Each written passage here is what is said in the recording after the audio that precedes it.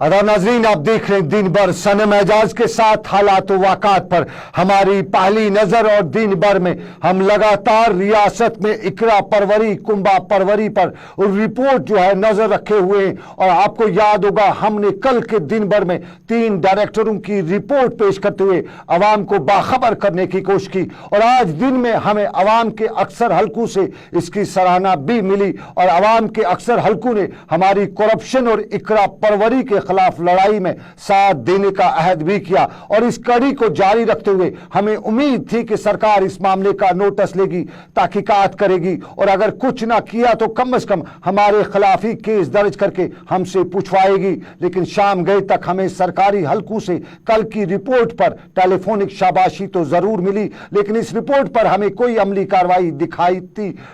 नहीं दी। हमें उम्मीद थी कि सरकार इस रिपोर्ट पर संजीदगी दिखाते हुए या तो हमें पूछताछ करेगी या कम से कम उन अफसरान और अहदेदारों से जरूर पूछेगी। और अगर सरकारी सतह पे ऐसा ना हुआ तो फिर भी हम नाउमीद नहीं हैं। हमें अदलिया पर पूरा भरोसा है और हमें अकाउंटेबिलिटी कमीशन से लेकर मुअज़्ज़ज़ अदालत तक ये पूरी उम्मीद है कि इस मामले की संजीदगी को देखते हुए इस पर कम से कम सू मोटो जरूर लेगी। कल की रिपोर्ट 3 डायरेक्टरों की, लेकिन हमने इस रिपोर्ट पर हमने करप्शन पर नजर रखी हुई है और हमने एक और मामला आज उठाया है। आज हमारे साथ बहुत से लोग आए थे और बहुत से लोगों ने हमें मुख्तलिफ कहानियां बताई, इकरा परवरी की, कुंबा परवरी की और करप्शन की। ये करप्शन है या क्या है, ये सब कुछ, लेकिन हम दिखाते हैं एक और रिपोर्ट आज आपको। दिन भर में कल हमने 3 डायरेक्टर्स को दिखाते हुए बताया था कि ना इंटरव्यू, ना नोटिफिकेशन और ना ही कोई ज़ाब्ते अखलाक, फिर भी यहां डायरेक्टर ऐसे बनाए गए जैसे कोई आलू मटर की सब्जी बनानी हो। तहम आज हम आपको ये तस्वीर दिखाते हैं। ये तस्वीर मुअज़्ज़ज़ अदालत के SWP नंबर 155/2017 और SW नंबर 459/2014 और SW 2542/2013 की हैं। और इन असनाद में मामला एक general line teacher Bashir Ahmad Ganai का है। और तब नेशनल कॉन्फ्रेंस सरकार में तब के वजीर ख़जाना अब्दुल रहीम राठौर के हवाले से इल्ज़ाम है कि उन्होंने सभी कायदे और कवानीन को यकतरफा रखते हुए इस जनरल लाइन टीचर के लिए फाइनेंस महकमे में इंस्टीट्यूशनल ऑफिसर का ओहदा बनाया और उन्हें उस ओहदे पर तैनात भी किया। तब की सरकार यानी नेशनल कॉन्फ्रेंस की सरकार पर कुंबा परवरी के तब अक्सर इल्ज़ामात आयद होते रहते और जहां तब कुछ लोगों ने कुछ दिनों के लिए इस मामले पर वाविला भी किया, लेकिन तब नकार खाने में तोती की आवाज़ किसी को सुनाई नहीं दी। लेकिन अब की सरकार भी शायद पिछली सरकार की तरह से ही काम करते हुए वही कुछ कर रही है जिसके लिए नेशनल कॉन्फ्रेंस को भुगतना पड़ा है। और इस सरकार ने भी इसी एहलकार को अब प्रमोट करते हुए यूथ सर्विसेज महकमे में बतौर जॉइंट डायरेक्टर प्रमोट किया है। अब जरा JNK youth services and supports service recruitment rules को गौर से देखिए और रूल्स के 2013 जो SRO 415/2013 डेटेड 20 सितंबर 2013 जारी हुआ है के मुताबिक यूथ सर्विसेज एंड स्पोर्ट्स में जॉइंट डायरेक्टर वही बन सकता है जो महकमे में बतौर डिप्टी डायरेक्टर कम से कम 3 साल का तजुर्बा रखता हो। लेकिन यूथ सर्विसेज एंड स्पोर्ट्स महकमे के अहदेदारों ने सभी कवानीन को बालाताक रखते हुए मज़कूरा शख्स को जॉइंट डायरेक्टर के ओहदे पर तैनात किया हुआ है।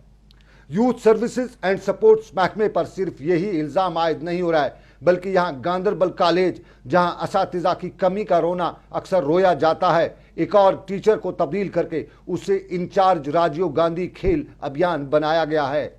इस महकमे में 192 लेक्चरर की असामियों में से सिर्फ 92 असातिज़ा की डिग्रियां किसी मुस्तद इदारे की इजरा की हुई हैं और इस पर मुअज़्ज़ज़ अदालत ने अपना फैसला सुनाते हुए सख्त इक़दामात के अहकामात भी जारी किए हुए हैं। लेकिन यूथ सर्विसेज एंड स्पोर्ट्स महकमा इन गैर तस्लीम शुदा डिग्री होल्डरों के मामले पर अदालती अहकामात को बरोकार लाने के बजाय बिल्कुल चुप्पी साधे हुए है। और इसके साथ साथ अपनी कल की रिपोर्ट के मामले में आज हमें बहुत से लोगों के साथ साथ कुछ वुज़रा के मामलात भी देखने को मिले और सुनने को मिले। और हम अपनी कल की रिपोर्ट के साथ IT के वज़ीर से ज़रूर ये पूछना चाहेंगे कि IT में मैनेजर IT का जो पोस्ट है और उस पर इरफान राठौर जो तैनात किया गया है वो किस हवाले से तैनात है, उसके लिए क्राइटेरिया क्या था और उसके लिए नोटिफिकेशन कब जारी हुई। हम साइमा शफी मीर साकिन निशात का मामला भी आईटी महकमे के हवाले से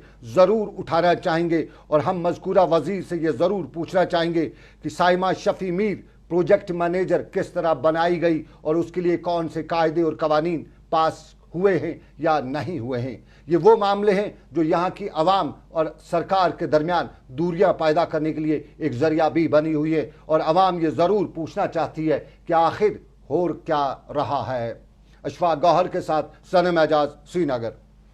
चलिए, बहुत शुक्रिया अशफाक गौहर, मेरे साथी अशफाक गौहर की खास रिपोर्ट। लेकिन हम सिर्फ यूथ वेलफेयर एंड स्पोर्ट्स महकमे की कार्रवाइयां ही आवाम तक नहीं ला रहे हैं, हम सोशल वेलफेयर महकमे के अहदेदारों से ये ज़रूर पूछना चाहेंगे कि अब तक महकमे में सिर्फ ICDS ही दूसरा महकमा हुआ तक करता था, तो फिर ये ICPS का महकमा किस लिए वजूद में लाया गया है और ICPS में किन किन लोगों को फ़ायदा होना है। आवाम ये बात जानना चाहती है और हम ये बात बबांग दोहल बता रहे हैं कि अब तक हमने प्रोटेक्शन ऑफिसर का पोस्ट सिर्फ महकमे जंगलात में पढ़ा और सुना था, तो फिर सोशल वेलफेयर महकमे में प्रोटेक्शन ऑफिसर की जिम्मेदारी और ड्यूटी क्या होगी। और साथ साथ में आवाम ये भी जानने का हक रखती है कि क्या किसी प्रोटेक्शन ऑफिसर की पोस्ट के लिए कोई नोटिफिकेशन जारी हुई है, किसी का इंटरव्यू हुआ है, और अगर वाकई में ऐसा नहीं हुआ है तो जो कोई भी प्रोटेक्शन ऑफिसर की पोस्ट पर तैनात किया गया है उसके हवाले से आवाम को बाखबर किया जाना चाहिए कि उसे किन बुनियादों पर और कैसे